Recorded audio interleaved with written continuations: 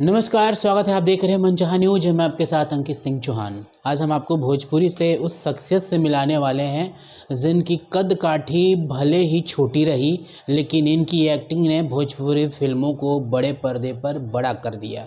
इनकी एक्टिंग ने फ़िल्मों में जान डाला, इनकी एक्टिंग ने भोजपुरी फ़िल्मों को एक अलग ग्राफ दिया। हमारे साथ के गोस्वामी सर हैं। पहले स्वागत करते हैं, पूछते हैं कि पटना में क्या नया हो रहा है और 2025 की क्या-क्या तैयारियाँ हैं? सबसे पहले बहुत स्वागत है सर। जी, थैंक यू, धन्यवाद, शुक्रिया। कैसे हैं सर?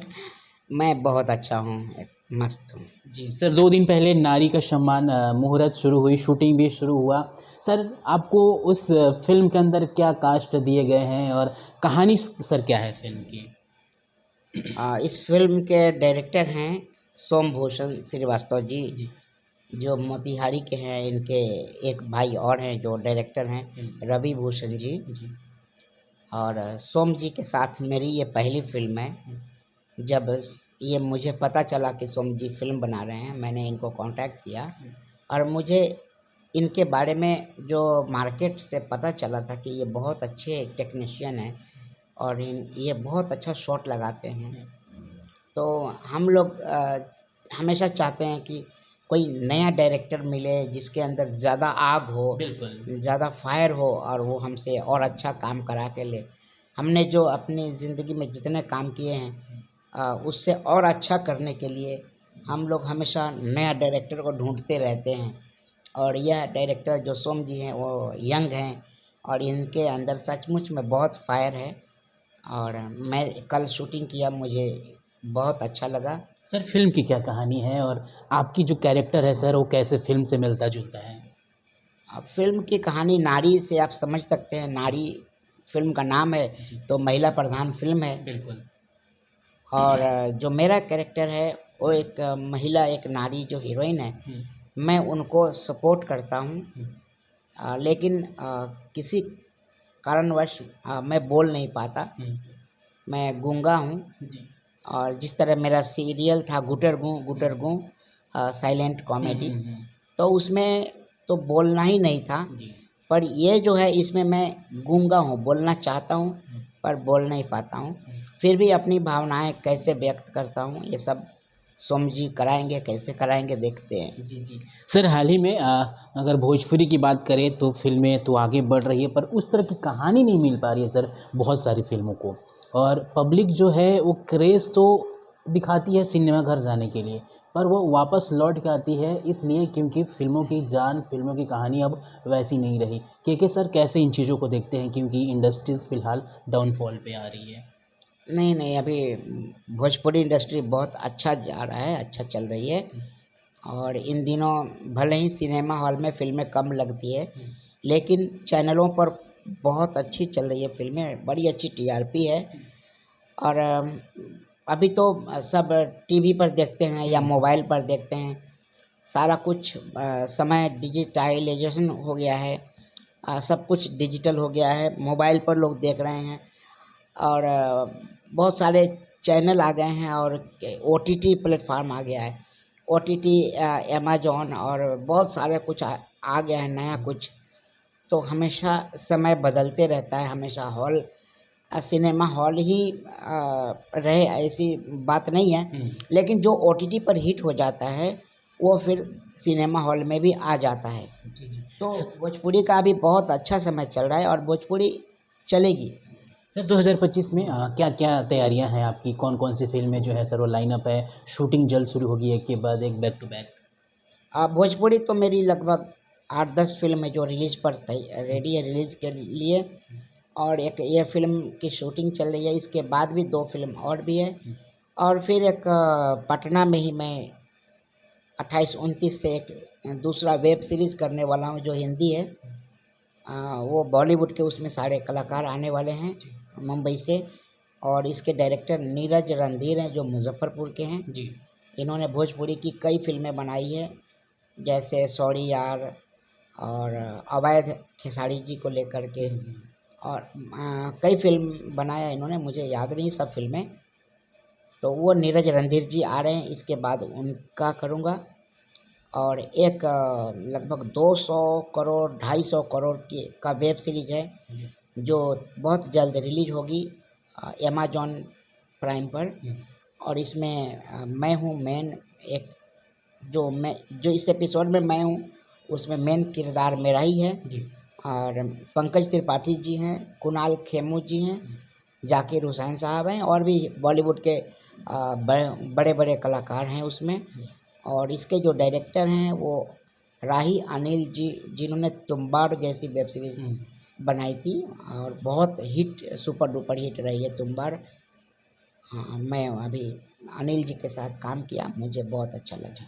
सर एक तरफ अगर भोजपुरी इंडस्ट्रीज़ की एल्बम इंडस्ट्रीज़ को देखिए, एक तरफ फिल्म इंडस्ट्रीज़ को देखिए, दोनों में सर बड़ा समानताएं हैं। और सबसे जो बड़ी चीज़ है कि एल्बम को लोग बड़ी अभी कह सकते हैं प्राथमिकता दे रहे हैं, फिल्मों को उस तरह से प्राथमिकता नहीं दे रहे हैं। गाने देख लें, दोनों फिल्मों के गाने देख लें, काफ़ी आसमान धरती का अंतर आ रहा है। के गोस्वामी जी कैसे देखते हैं इन चीज़ों को? देखिए, एल्बम ने ही तो भोजपुरी को खराब बिगाड़ा है। एल्बम के वजह से ये भोजपुरी इंडस्ट्री और भोजपुरी के जो हमारे अच्छे दर्शक, जो हमारी माँ बहनें और अच्छे परिवार के लोग भोजपुरी से दूर हो गए हैं। क्योंकि एल्बम वालों ने जो गंदगी फैलाई है, जिस तरह से मैं शब्द भी नहीं बोल सकता, ऐसे ऐसे शब्दों का इस्तेमाल किया है एल्बम में। और चाहे वो कितने भी बड़े सिंगर हों, मैं नाम क्या बताऊं, सारे बड़े सिंगर भी ने भी इस तरह के गंदे गाने गाए हैं।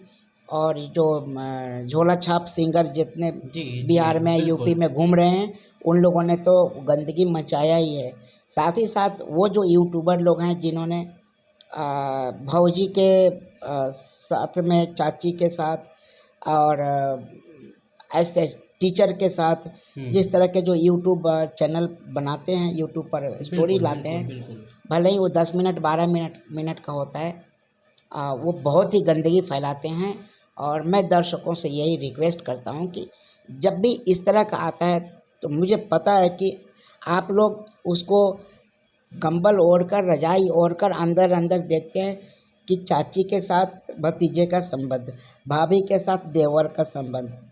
तो आप लोग उसको देखकर उसका बढ़ावा देते हैं और उसको व्यू ज़्यादा मिलता है। व्यू ज़्यादा मिलता है तो पैसे आते हैं, पैसे आते हैं तो उसका मनोबल बढ़ता है। तो उसका मनोबल बढ़ाने वाला कोई और नहीं है, ये दर्शक जो देख रहा है, यूट्यूब जो देखते हैं ना, वही हैं।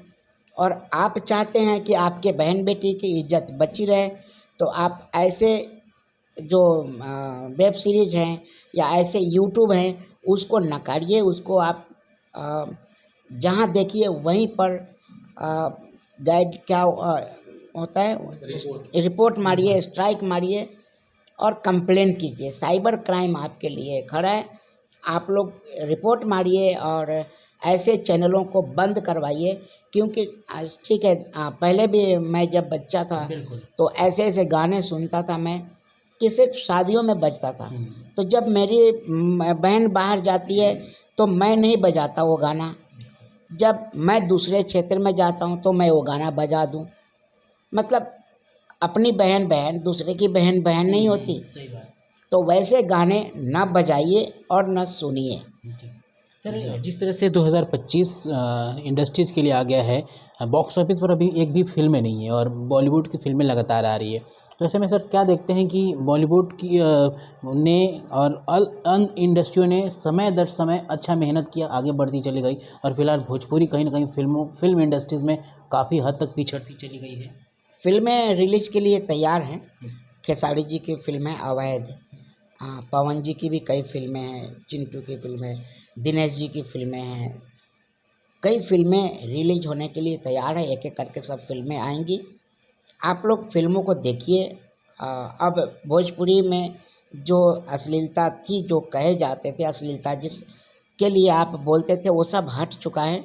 स्पेशली जो चैनल की जो फिल्में हैं उसमें कहीं भी अश्लीलता अब आता नहीं है। इसमें संस्कार दिखाया जाता है। इसमें ओखरी मूसर और बेलना और घर का चूल्हा, मिट्टी का चूल्हा जो अब गायब हो चुका है, वो सब फिर से दिखाया जा रहा है फिल्मों में। तो अपने संस्कार को आप देखिए। महाराष्ट्र में मैं रहता हूँ, मुंबई में, वहाँ पर महाराष्ट्रियन लोगों ने अपने संस्कार को नहीं छोड़ा है गैस है, ठीक है, मुंबई शहर में लकड़ी पर खाना नहीं बना सकते, दीवार खराब होगा, धुआं होगा, पॉल्यूशन होगा, बिल्कुल बिल्कुल लेकिन उनके गांव में आज भी लकड़ी पर खाना पकता है और लकड़ी का चूल्हा, और उनके जो ड्रेसेस, जो धोती टाइप की साड़ी और ब्लाउज, और जो उनके पहनावे हैं, वो सब आज भी उनका सब जिंदा है। गुजरात में गुजराती लोगों का संस्कार जिंदा है, बंगाल में बंगालियों का संस्कार जिंदा है। आप सब भी बिहारियों का संस्कार को जिंदा रखिए। हाँ, बस।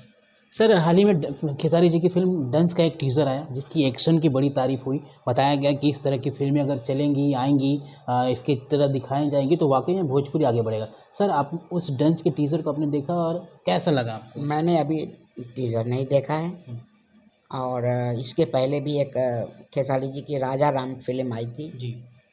जो ठीक ठाक रही है, पर राजा राम फिल्म को चलना चाहिए था और आप सबको चलाना चाहिए था, क्योंकि राजा राम की कहानी बड़ी प्यारी कहानी थी, बहुत प्यारी कहानी है। जिन लोगों ने नहीं देखा है, जहाँ मिले देख लीजिए। फिल्म बहुत अच्छी बनी थी, पराग पाटिल जी डायरेक्टर हैं, और खेसारी जी का उसमें किस तरह का रोल है, मैंने भी उसमें काम किया है। कमाल की फिल्म बनी है, और आप लोगों को सबको देखना चाहिए था। जिन लोगों ने नहीं देखा है, फिर से देख लीजिए। सर भोजपुरी में दो सुपरस्टार बराबर कहे जाते हैं, एक तरफ पवन जी एक तरफ खेसारी जी, दोनों का खेमा अलग अलग बटा हुआ है और कहीं कहीं तारीफ हुई होती है कि कोई सिंगिंग की वजह से है तो कोई डांसिंग की वजह से है। के गोस्वामी जी ने बहुत सारा समय दिया है इनकी फिल्मों के साथ, इनके साथ काम किया है। सर दोनों को कैसे डिस्क्राइब करना चाहते हैं, कैसे बताना चाहेंगे कि एक तरफ पवन जी एक तरफ खेसारी जी क्या हैं और कैसी इनकी फिल्में रहती हैं? डिस्क्राइब करना बहुत मुश्किल है। सलमान खान के चाहने वाले बहुत हैं, तो शाहरुख के कम नहीं। बिल्कुल। जब शाहरुख आते हैं तो उनके भी करोड़ों में फ़ैन फॉलोइंग है, बिल्कुल। सलमान आते हैं तो उनके भी वैसे ही है। तो किसी को भी अलग अलग करके नहीं देखा जा सकता। दोनों ही अपने अपने जगह पे बहुत अच्छे एक्टर हैं और बहुत अच्छा काम करते हैं। बस इन सब से एक ही प्रार्थना है आप दोनों पवन जी से, खेसारी जी से, कि ये जो कंट्रोवर्सी आप लोग करते हैं, जो वो सब ना करें। नहीं भी करेंगे तो भी आपको प्यार करने वालों की कमी नहीं है। बिल्कुल। सर जिस तरह से अगर भोजपुरी इंडस्ट्रीज़ को देखें, आए दिन कह सकते हैं ग्राफ तो आगे बढ़ रही है। लोग नए नए जो लड़के आ रहे हैं वो अपना क्रिएशन भोजपुरी को दिखा रहे हैं, पर उस तरह से सर प्लेटफॉर्म नहीं बन पा रहा है, उस तरह से फिल्में नहीं मिल पा रही है। के गोस्वामी जी को अगर पिछले अगर फिल्मों की कैरियर को देखें तो आपने अपने आप को जगह बनाया, वो उम्दा कलाकारी दिखाई आपने, अपनी एक्टिंग से अपना पहचान बनाया। तो सर जो नए कमर्स हैं उनको आप किस तरह से सीख देना चाहेंगे, किस तरह से बताना चाहेंगे? जो नए आते हैं उनको सीख देने की कोई ज़रूरत नहीं है। ये सब डिजिटल वाले बच्चे हैं, ये हम लोगों से पहले से ही बने बनाए हैं। ये इनको बहुत कुछ आता है। ये आज के बच्चे मतलब अमिताभ बच्चन साहब भी इस बात को मानते हैं कि जो आज के बच्चे हैं वो हमसे बहुत अच्छे हैं। इन्हें शिक्षा देने की ज़रूरत नहीं है, ये सब कुछ जानते हैं। और ये दिल से नहीं चलते, ये दिमाग से चलते हैं, जो बहुत अच्छी बात है। सर भोजपुरी में पवन जी की फिल्मों में काम किया आपने, निरहुआ जी की फिल्मों में काम किया, मनोज जी की फिल्मों में काम किया।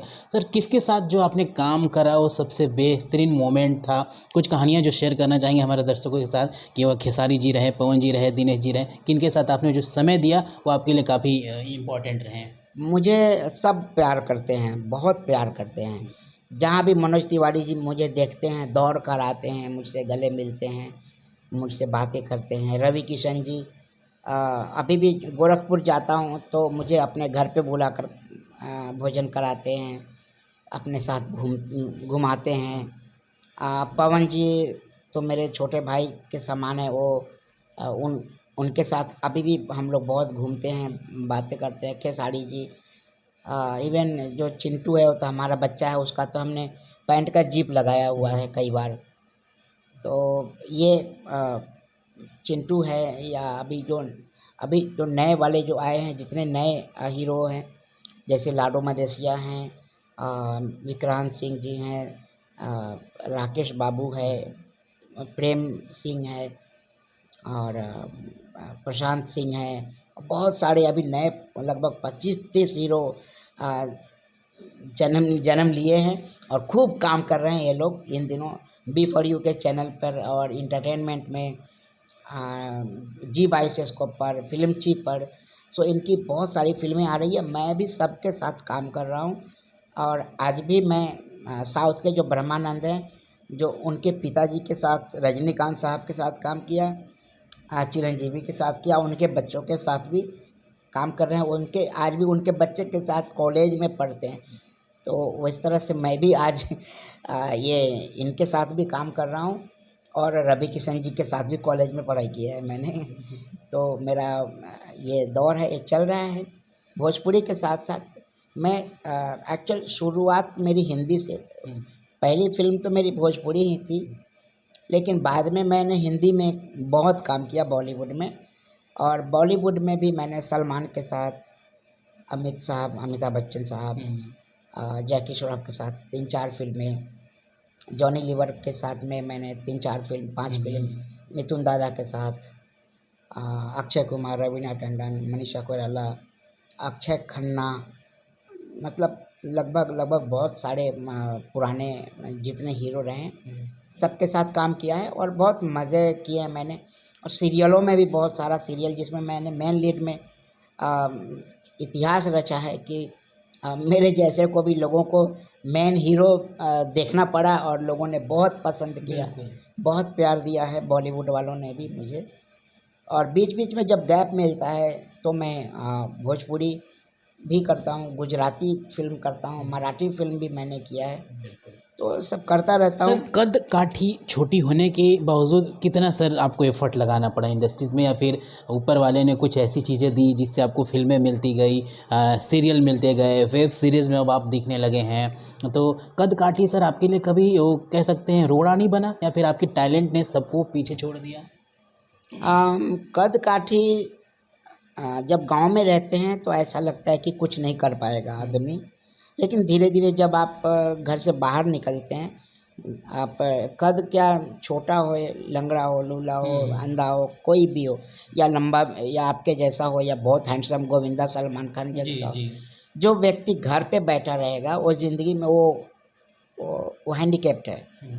जो घर से बाहर निकल गया उसकी कद काठी उसका साथ देती है, चाहे वो कैसा भी है। और जो बाहर निकलेगा, जो कदम आगे बढ़ाएगा, वो ज़िंदगी में आगे बढ़ेगा। मैं जब मुंबई गया था तो उन दिनों छोटे हाइट वालों के लिए फिल्मों में रोल ही नहीं होते थे, कभी एक आध शॉट में आया और चला गया टाइप का रोल होता था। जब मैं शक्तिमान कर रहा था तो मैं शक्तिमान में मेरा एक ही डायलॉग होता था हर एपिसोड में, अंधेरा कायम रहे। तो मैं मुकेश खन्ना जी के पास एक दिन गया और बोला, सर मैं अब शक्तिमान में नहीं करूँगा। तो उन्होंने पूछा क्यों? मैं बोला, सर एक ही डायलॉग मिलता है, आप दिन भर डायलॉग बोलते रहते हैं, दिन भर इतना अच्छा अच्छा काम करते हैं और मुझे एक ही डायलॉग मिलता है। तो बोले क्या, तुम क्या चाहते हो? मैं बोला, सर शक्तिमान छोटा भी हो सकता है, मैं शक्तिमान क्यों नहीं बन सकता? तो उन्होंने इस चीज़ को बहुत अच्छे से लिया। और उनका एक दूसरा सीरियल जब आया आर्यमान, तो उन्होंने मुझे 2 रोल कराए उसमें मुझसे, और मेन कैरेक्टर कराया। और उसके बाद मैं राइटरों से, डायरेक्टरों से मिला और उनको कन्विंस किया कि हम भी अच्छे एक्टर हैं और मुझसे आप मेन हीरो वाला रोल करा सकते हैं। और लोगों ने बात को समझा और मुझे हीरो बनाया। विकराल और घबराल में मैं हीरो हूँ, शुष्क ही है में मैं हीरो हूँ, मतलब 2 हीरो में एक मैं हूँ। जी। हाँ, जोरान में मैं मेन हीरो हूँ, मजुबा का अजूबा, रुद्र के रक्षक, अशोका सम्राट अशोक, जी। जय हनुमान, गुटरगू में आपने देखा ही होगा, सीआईडी में आप देख रहे हैं, सीआईडी 2 भी शुरू हो गया, उसमें भी मैं हूँ। तो ये सब चल रहा है और मेरे लिए भोजपुरी और बॉलीवुड सब सेम है, एक जैसा ही है। और ऐसा कहना बिल्कुल, जो लोग कहते हैं कि भोजपुरी में काम करोगे तो बॉलीवुड में काम नहीं मिलेगा, ऐसी कोई बात नहीं है। अगर वैसा होता तो पंकज त्रिपाठी जी इस समय बॉलीवुड के सबसे बड़े स्टार हैं। बिल्कुल बिल्कुल। अच्छा लगा सर आपसे बातें करके। हमारे दर्शकों के लिए क्या मैसेज देना चाहेंगे? घर में मत बैठिए, अपने आप को कम मत समझिए, आगे बढ़िए। जीवन में जो आदमी बैठा रहता है वो बैठा ही रहता है। भले ही धीरे चलिए, कछुए के जैसे चलिए, पर चलते रहिए। Thank you so much sir, अपना कीमती सा समय हमें देने के लिए। के गोस्वामी सर थे जिन्होंने बताया कि कैसे फिल्मी संघर्ष रही, भोजपुरी अभी कहाँ है और आने वाले दौर में भोजपुरी कहाँ जाएगी। साथ ही साथ कई सारे इनके वेब सीरीज़ भी आपको जल्द अपडेट मिलेगी। फिर सर से मुलाकात होगी, बहुत सारी बातें जानने को मिलेगा। यहाँ तक आ गए हैं तो पूरा इंटरव्यू आपने देखा। कमेंट करके बताइए कि के सर की एक्टिंग आपको कैसी लगती है और साथ ही साथ आप कितने इंस्पायर होते हैं कि आप भी इंडस्ट्रीज़ में या फिर जहाँ भी हैं आगे बढ़ सकते हैं और नाम कमा सकते हैं। कमेंट करके ज़रूर बताइएगा। नमस्कार।